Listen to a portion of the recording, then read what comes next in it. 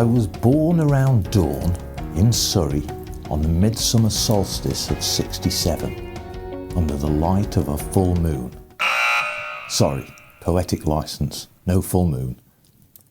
At the age of 8, we moved to Cheshire, and at the age of 9, I was introduced to what would become perhaps my first obsession, magic. My primary school headmaster, Mr. Clay, ran a magic club for the pupils, teaching them tricks and illusions, and he took me under his wing. For years I practiced obsessively, often alone in front of a mirror, to see what the audience would see. But then in high school, the obsession left me.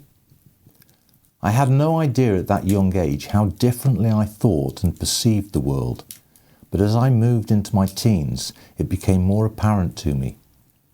Around the age of 18, I became obsessed with the film The Blues Brothers, so much so I started dressing like Elwood.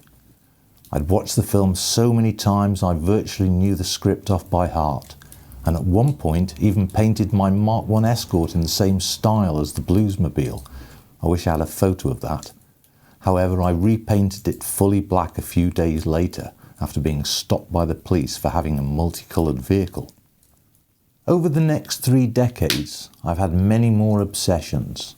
Much of the 90s was spent obsessing over UFOs and aliens, whilst the 2000s found me obsessing over what had happened on 9/11 and ionic colloidal silver research and experimentation, while the 2010s had me obsessing over the difference between legal and lawful for many years. After I'd received my diagnosis of autism, the idea was suggested to me that what I experienced as an obsession, which has negative connotations, was actually passion, which is usually a very positive notion. I thought about this a lot, and there is a definite element of truth to it. All of the topics I became obsessed with also had some sort of emotional passion attached to them.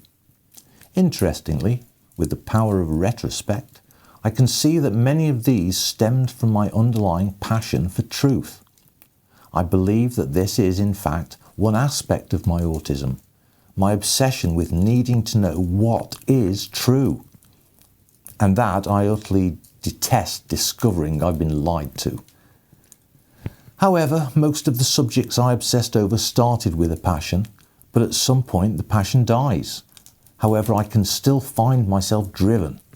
It's as if the obsession is still driving me despite receiving little to no pleasure from it. I've also noticed that I can't force an obsession, even if I feel passionate about something.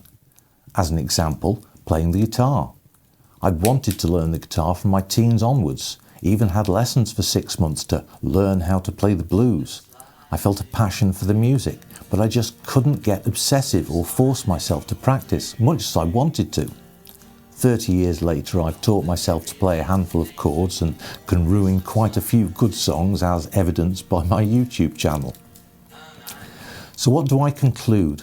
Looking back, I appear to need whatever obsessional thought is to really motivate and drive me. It's usually very pleasurable for a while, but it will fade, and I can't choose what I get obsessed about, or whether that mindset lasts hours, days, weeks, months, or years.